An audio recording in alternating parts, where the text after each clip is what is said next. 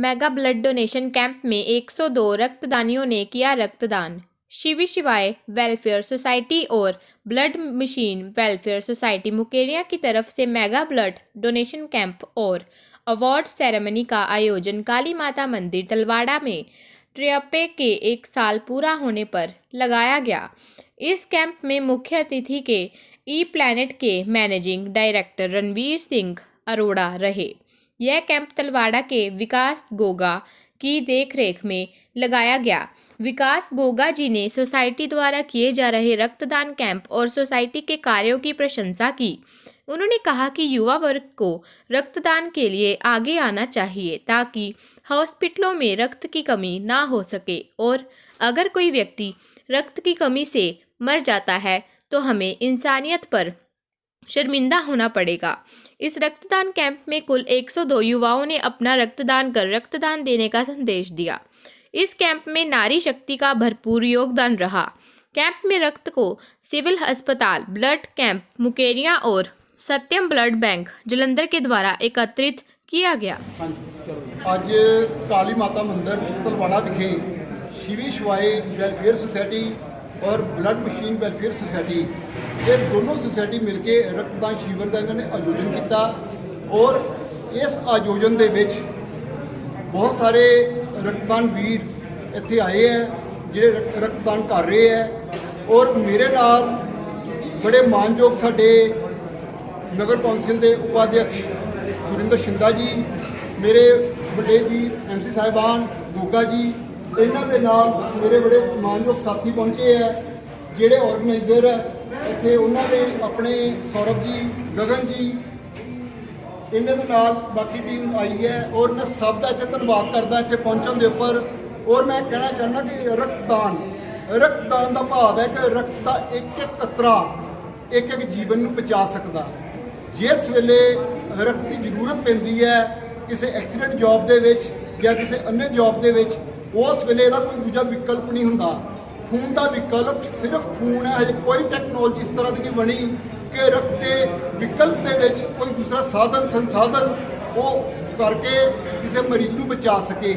मैं सब नूं बेनती करदा कि जिस वेले भी रक्तदान शिविर लगते हैं तुसीं खुद भी आओ, अपने साथियों को भी कहो, संदेश दिओ कि असी एक अच्छी समाज सेवा के उपराले में जाना, असी रक्तदान करके किसी जीवन को बचाना।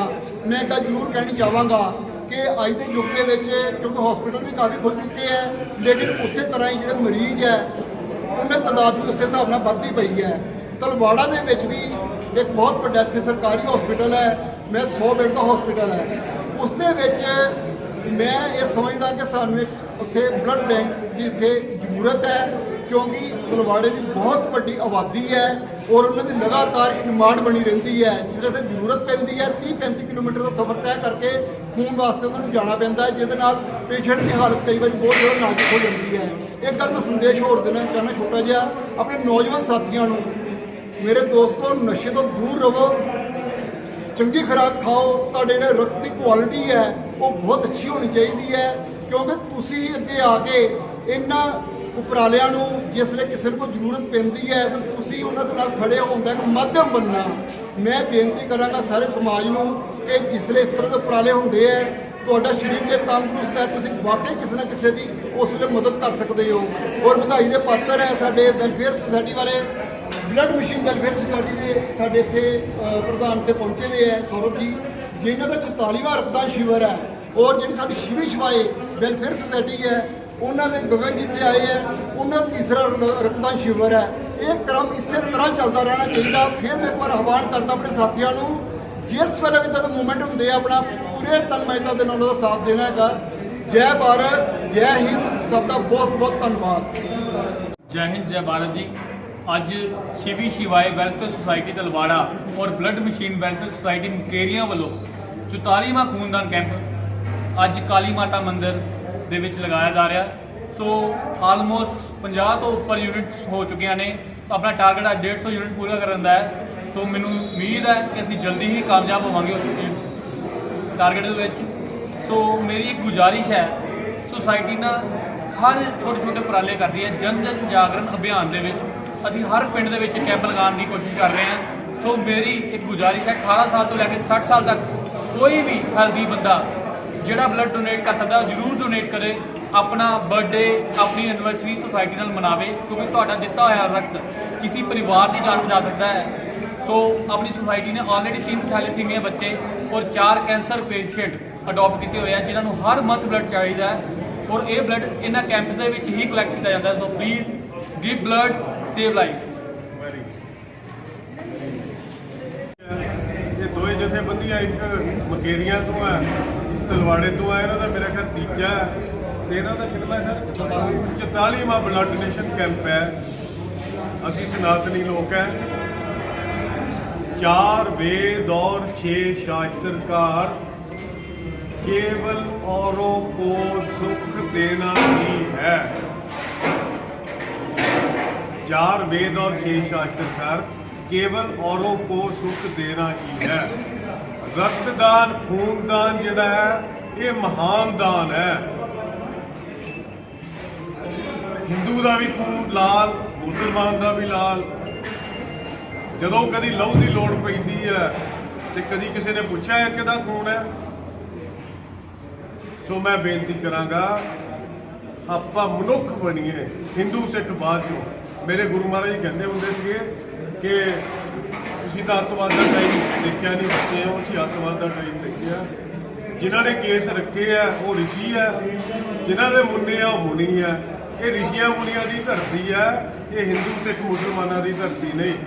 ਇਸ ਕਰਕੇ ਮੈਂ ਉਹ ਸੁਸਾਇਟੀ ਜਿਨ੍ਹਾਂ ਨੇ ਆਰਗੇਨਾਈਜ਼ ਕੀਤਾ ਇਹ ਕੈਂਪ ਉਹਨਾਂ ਨੂੰ ਦਿਲ ਦੀਆਂ ਗਹਿਰਾਈਆਂ ਤੋਂ ਮੁਬਾਰਕਬਾਦ ਦਿੰਦਾ ਔਰ ਜਿਨ੍ਹਾਂ ਨੇ ਬਲੱਡ ਦਿੱਤਾ ਉਹਨਾਂ ਦਾ ਮੈਂ ਧੰਨਵਾਦ ਕਰਦਾ। ਨੌਜਵਾਨਾਂ ਨੂੰ ਮੇਰੇ ਇੱਕ ਸੁਨੇਹਾ, ਮੈਂ ਵੀ ਸਪੋਰਟਸਮੈਨ ਰਿਹਾ, 22-23 ਵਾਰ ਮੈਂ ਬਲੱਡ ਦਿੱਤਾ ਪਰ ਮੈਂ ਇੱਦਾਂ ਕਦੀ ਕੈਂਪਾਂ 'ਚ ਨਹੀਂ ਦਿੱਤਾ। ਮੈਂ ਕਦੀ ਜੇ ਕਿਸੇ ਦਾ ਪਤਾ ਲੈਣ ਗਿਆ ਮੇਰਾ B ਪੋਜ਼ਿਟਿਵ ਹੈ ਬਲੱਡ ਤੋਂ, ਨਾਓ ਆਈ ਐਮ ਡਾਇਬਟਿਕ। ਹੁਣ ਮੈਨੂੰ PGI ਮਨਾ ਕਰ ਦਿੱਤਾ ਸੀ ਲਾਸਟ ਟਾਈਮ, ਹੋਣਾ ਤੇ ਤੁਹਾਡਾ ਨਹੀਂ ਕਰਦਾ। ਸੋ ਮਾਨਵਤਾ ਦੀ ਸੇਵਾ ਤੁਸੀਂ ਕਰ ਰਹੇ ਹੋ, ਮੈਂ ਤਾਂ ਉਹਨਾਂ ਦਾ ਭਗਤ ਹੈ ਭਾਈ। ਸੋ ਇਹਨਾਂ ਗੱਲਾਂ ਨਾਲ ਹੀ ਖਿਮਾ ਦਾ ਜਾਚਕ। ਧੰਨਵਾਦ, ਜੈ ਹਿੰਦ। ਅੱਜ ਸ਼ਿਵੀ ਸ਼ਿਵਾਏ ਵੈਲਫੇਅਰ ਸੁਸਾਇਟੀ ਵੱਲੋਂ ਬਹੁਤ ਹੀ ਵੱਡਾ ਉਪਰਾਲਾ ਜਿਹੜਾ ਕੀਤਾ ਗਿਆ ਕਿ ਬਲੱਡ ਡੋਨੇਸ਼ਨ ਕੈਂਪ ਲਗਾਇਆ ਗਿਆ। ਮੈਂ ਸਮਝਦਾ ਕਿ ਮਾਨਵਤਾ ਦੀ ਸੇਵਾ ਹੀ ਸਭ ਤੋਂ ਵੱਡੀ ਸੇਵਾ ਹੈ।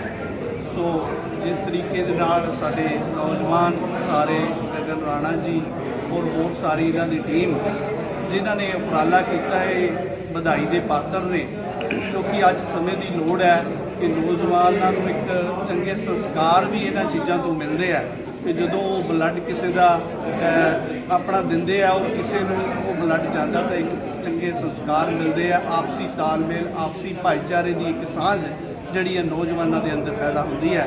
ਸੋ ਮੈਂ ਸਮਝਦਾ ਕਿ ਜਿਹੜਾ ਇਹ ਸ਼ਿਵਾਏ ਸੁਸਾਇਟੀ ਵੱਲੋਂ ਜਿਹੜਾ ਉਪਰਾਲਾ ਕੀਤਾ ਗਿਆ ਤੇ ਮੈਂ ਆਪਣੇ ਵੱਲੋਂ ਭਾਰਤੀ ਜਨਤਾ ਪਾਰਟੀ ਵੱਲੋਂ ਔਰ ਸਾਰੇ ਆਪਣੇ ਕਾਰਜਕਰਤਾ ਵੱਲੋਂ ਇਸ ਸੁਸਾਇਟੀ ਨੂੰ ਬਹੁਤ ਵਧਾਈ ਦਿੰਦਾ ਕਿ ਆਉਣ ਵਾਲੇ ਸਮੇਂ 'ਚ ਵੀ ਐਸੇ ਉਪਰਾਲੇ ਜਿਹੜੇ ਆ ਬਲੱਡ ਡੋਨੇਟ ਕਰਵਾਉਣ ਦੇ ਜਿਹੜੇ ਕਰਦੇ ਰਹਿਣ ਤਾਂ ਜੋ ਸਾਡੇ ਸਮਾਜ ਨੂੰ ਇੱਕ ਚੰਗੀ ਸੇਧ ਮਿਲਦੀ ਰਹੇ ਔਰ ਨੌਜਵਾਨਾਂ ਨੂੰ ਇੱਕ ਚੰਗਾ ਜਿਹੜਾ ਉਹਨਾਂ ਦੇ ਵਿੱਚ ਉਤਸ਼ਾਹ ਬਣਿਆ ਰਹੇ ਔਰ ਕਿਸੇ ਦੀ ਜਿਹੜੀ ਜ਼ਿੰਦਗੀ ਬਚ ਸਕੇ।